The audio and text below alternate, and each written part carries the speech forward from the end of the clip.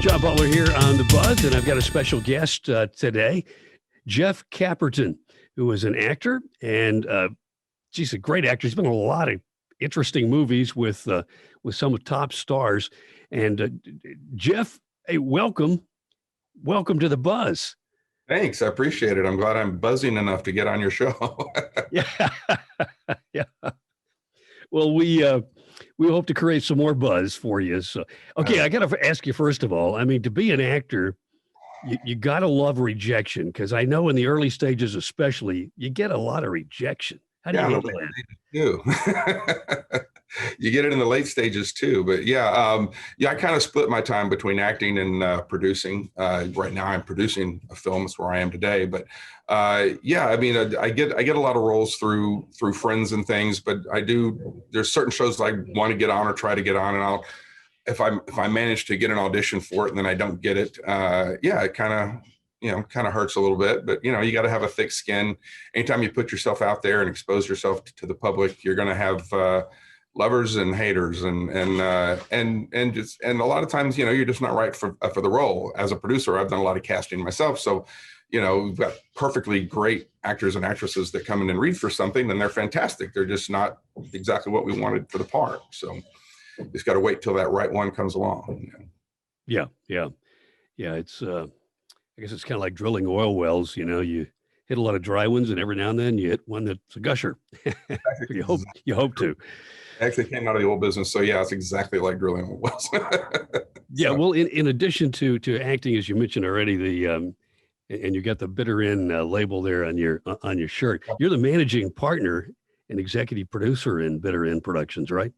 Yes, I am. That's it's a small company. I actually set it up after another company that we had. We'd made 4 or 5 films, and we sold those films to Lionsgate, and I basically just set it up as kind of a holding company. But then I started, because I came out of a business background, I started consulting with other small and independent filmmakers, helping them write business plans to help them raise money, giving them something professional to take to investors versus just some director going in saying, I have this idea for a movie, give me money, So it actually kind of turned into a business doing that. And that led into us going back and producing some more of our own things, and also me doing a lot of producing for hire, which is actually what I like to do. I like to produce. That's kind of my gig. So I like making the trains run on time and the lights work and all that. So see, you got a big whip and you crack it. Like that, a very loud voice, and it all pays off. So yeah. Well, that is an amazing job. Anybody who's been on a set, or maybe you watched a video of one, there's a lot of moving parts. There's a lot of moving parts. We're here shooting today. We're actually on a location in Houston, Texas, in an office building. We're up on the 43rd floor, and you can see behind me, we're shooting a scene. We've got 4 actors here today, but we probably got 25 crew, and we've taken up about half the floor. So we've got a pretty big footprint up here. But we've got Vivica A. Fox on set today, which is really exciting, and a couple others. So it's going to be a really fun day. They're over there getting ready to roll their first scene here in just a few minutes. So Fox is doing a little story on it, or? Yeah, no, Vivica A. Fox, the actress. Okay. Yeah. Okay.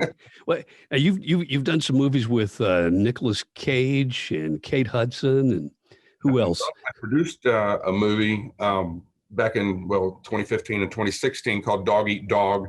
Yeah. Nicolas Cage and Willum Defoe. It was directed by Paul Schrader, who wrote Taxi Driver and Raging Bull, and been nominated for about 4 different Oscars.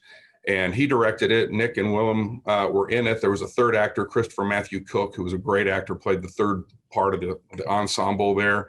And that movie did pretty well. We shot it in late 2015, and we managed to get into the Cannes Film Festival in France, and that's where we did our world premiere, won the Director's Award there.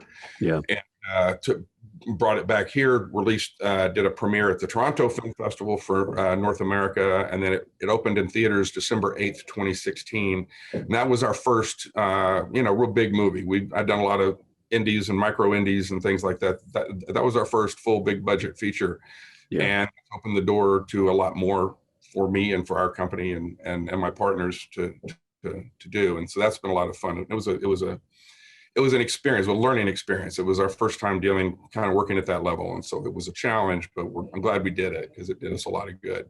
Yeah. Digging back into your childhood or whenever, did it first occur to you that, hey, I want to do that. I want to be an actor. I want to be involved in the movie business like you've been? It actually did. From a little kid, I knew I wanted to be in television or films in some capacity. I didn't really know what. I was not an athletic kid at all. I came home from school and flipped on the TV and watched, the Beverly Hillbillies and Gilligan's Island and Green Acres and, probably the Rifleman. At 12, the Rookies. I'm dating myself here, but yeah, I loved watching television. And then my dad passed away suddenly when I was 15. And I had to go to work. I'd always worked. I'd mowed lawns and I worked in my dad's warehouse and done things, but I had to actually go to work, to help the family. And so at 17, I dropped out of high school and worked full time. And where I worked, it was a restaurant. One of my jobs, I had 3 jobs actually, but one of my jobs, I bus tables at a restaurant in the evening. And at the time, there was a consumer reporter here in Houston at the local ABC affiliate that was actually kind of famous. His name was Marvin Zindler. He's the guy, The Best Little Whorehouse in Texas movie and Broadway play was about. Yeah. And it was one of his favorite restaurants. He used to come in there all the time and kind of befriended him. And the owner one day told him, kind of gave him a little background on me and invited me over to the table and we started talking. And the next day I went into Channel 13 and I had a job in there. So 17, I was working in the newsroom. Yeah. And, just loving it. I loved my job so much. They literally had to make me go home at night. I would have slept on a cot in the newsroom if they would have let me. I loved it. Yeah. And after several years, got a network job, moved to California when I was 19 years old, put on all my stuff, which wasn't very much, in my little car, and drove out to LA, had a job waiting on me at ABC News and worked out of the LA Bureau there for several years and did really well, got some awards, did some fun things. And then they made some changes at one point. And after a few years there, they cut me loose and I came back to Texas. Well, you've been to the Emmys a couple of times, I think, and yeah, that had to be fun. 2012 and I think 2017. Yeah, those are a lot of fun. It's a really neat event. It's just a big thing. And yeah. My wife, when we went the first time in 2012, she had never been to anything like that ever. I went to the Oscars way back in 1990 something, but it was working, working it. Yeah.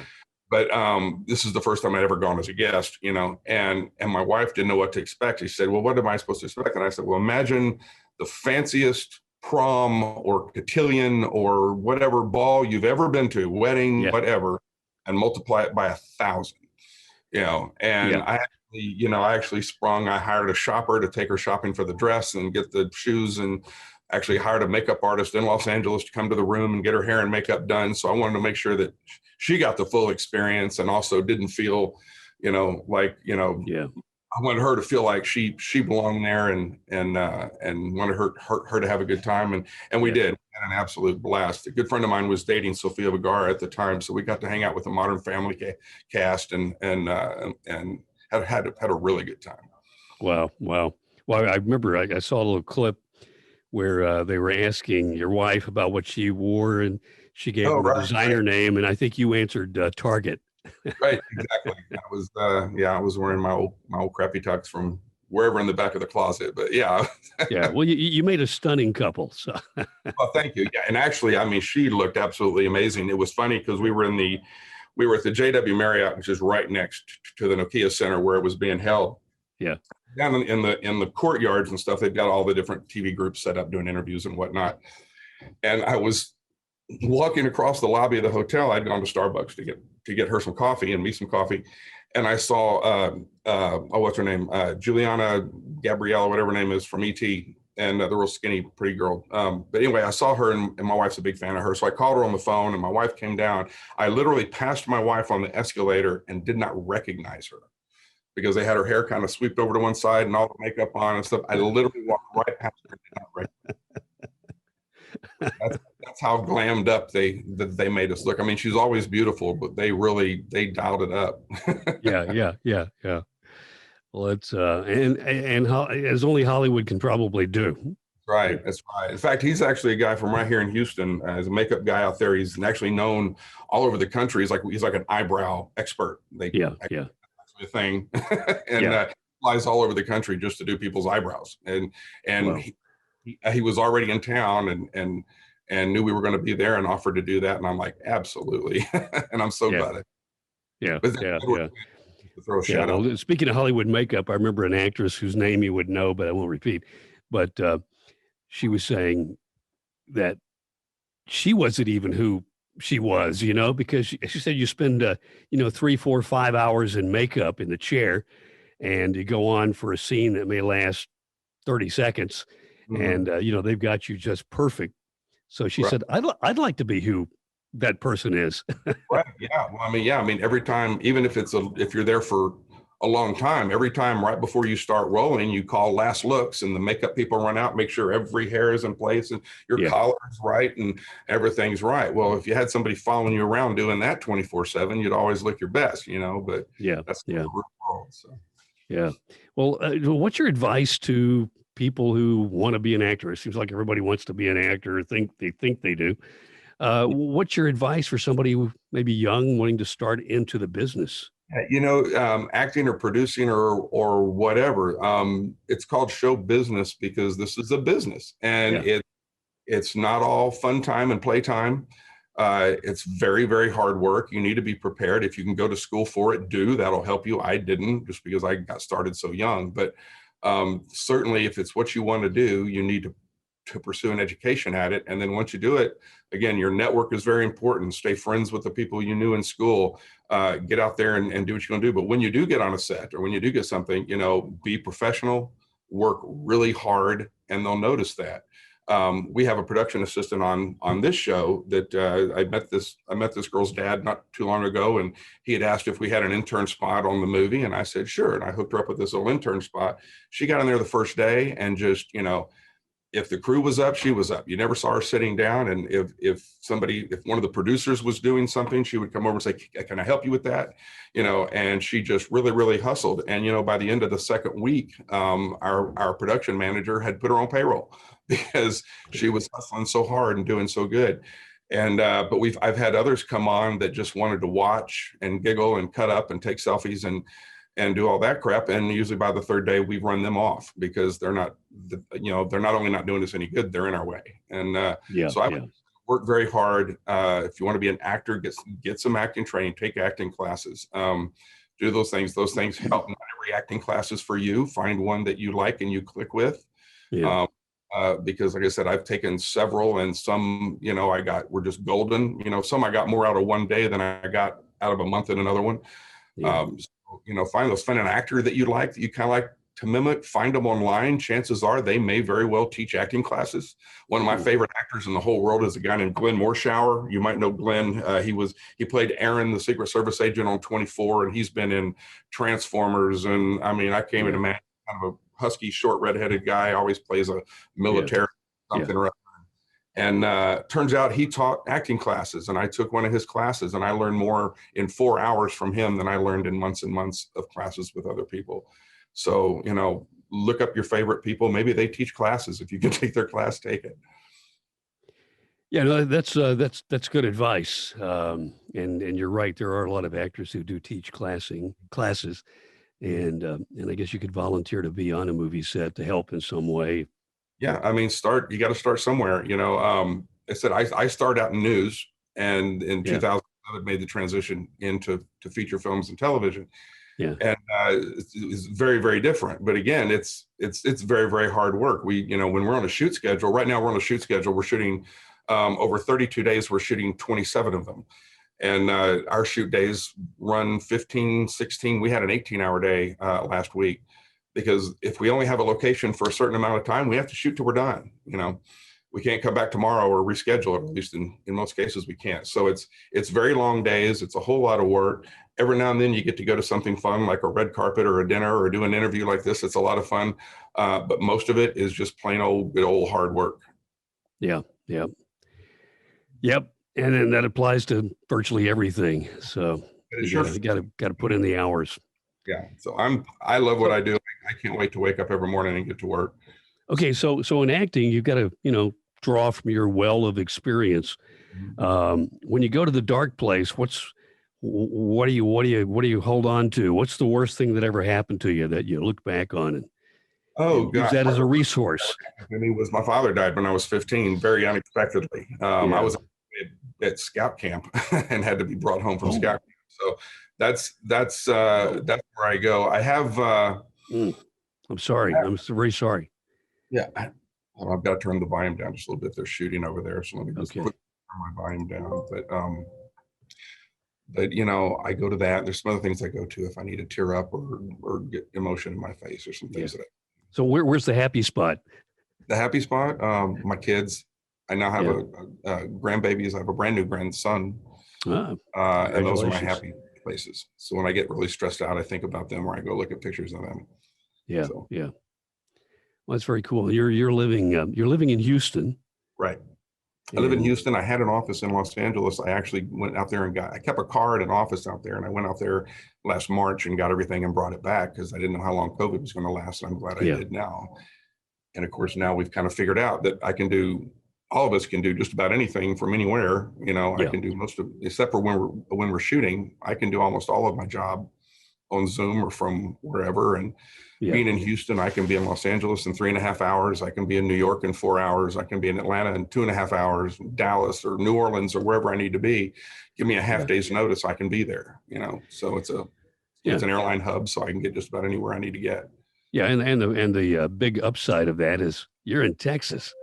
Right, absolutely. We're in Texas. We've been rocking and rolling and going since early April, and there's still some lingering traces of COVID here, but fortunately, a lot of the businesses are back up and going. It was hard on a lot of people. It was hard on our business. We had a movie just started shooting in Colombia, $12 million film that 8 days in we had to shut down and send everybody home, and we're still trying to get that back. Well, I am seeing a lot more California license plates, New Jersey, Pennsylvania. I see those, and of course New York. Believe it or not, real estate right here now is going through the roof. If you want to sell your house, you will have 10, 12 offers opening day. The day you put it on the market, you'll have offers. They're just people from other states are flocking here. It's really amazing how intense it is. Prices are a little bit like California was. You literally can't find a house right now. Yeah. Hey, listen, keep us posted on your movies and when will this one be done? We wrap this next Thursday. We go to Austin to do some stunts and some green room work. And then we wrap. It'll be in post-production throughout the summer. They're doing some original music for it. And we'll probably have a deliverable sometime in the late fall. So we're not exactly sure where it's going to land yet, but it'll be out there again. It's called Wonder London with Vivica A. Fox and London Boyce. And we hope you all will watch for it, when it's out there. In the meantime, follow me at Jeff Caperton on Instagram and Facebook and all that, Twitter and all that. Jeff Caperton on Instagram and at Jeff Caperton with no space. And I think Twitter's the same thing, at Jeff Caperton with no space. We'll put the link in the below the video when we that'd be great. Post it. So how is? Let me let you go, but I know you've got to get back to the set. But how is Texas as far as a place to produce movies? The resources in Texas. It's actually great. There's not a whole lot going on, but there's just enough. We can get the equipment. We can get the crews. There's some good experienced crew people here. There's some things we have to bring in from out of state. Some things that are hard to get, especially in Houston because there's not a lot going on here. Dallas and Austin are more our entertainment hubs, where there's different shows. Right now in Austin, you've got the CW series Walker is shooting there right now, and there's a lot of commercial work and that kind of thing. So it's gotten better. There's some state incentives. They're not the greatest in the world. We're competing against a lot of other states for that.